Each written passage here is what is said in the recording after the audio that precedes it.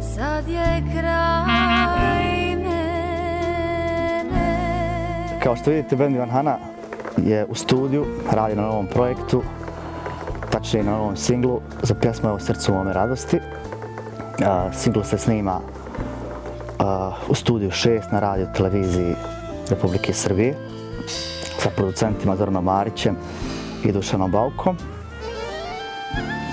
Moram naglasiti da je ovo novi samostalni projekat, tačnije prvi samostalni projekat benda Ivan Hana. Ovaj put dolazi u nešto izmijenjenom sastavu.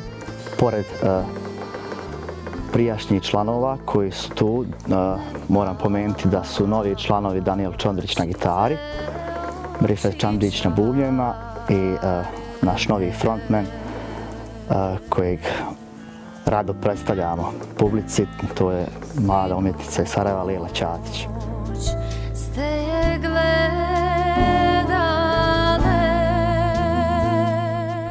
Moj zadatak je bio da izaberem pjesmu i to je Evo srcu mome radosti.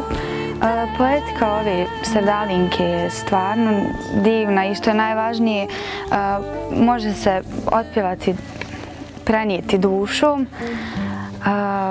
Upala sam u jedan projekat sa divnim, pozitivnim ljudima i drago mi je što sam uopšte dobila priliku da učestvujem u nečemu ovako velikom.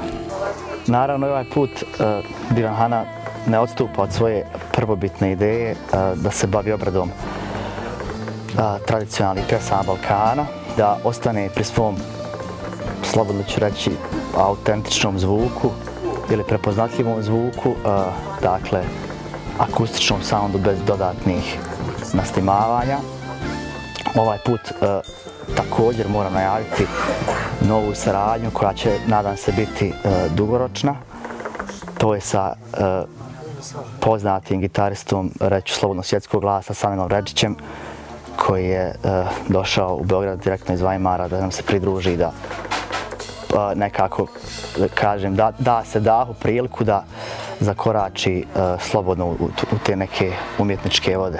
Ja sam Sanijel Redžić i dolazim inače iz Tuzle, sviram klasičnu gitaru već nekih 15-16 godina i mogu da kažem da sam u zadnje vrijeme poprilično uspješan na tom polju, jer svirao sam jako veliki broj koncerata, dakle solo koncerata širom Europe, širom svijeta.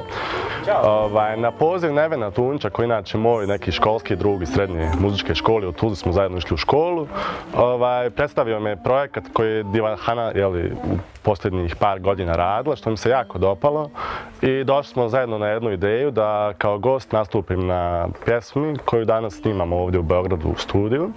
Za kraj samo da kažem da video materijal, tačnije spot za pjesmu i trailer realizuje produkcijska kuća Gotiva iz Sarajeva na čelu sa Morisom Beglerovićem i pjesma široj javnosti, spot i trailer bi trebali predstavljeni sredinom decembra.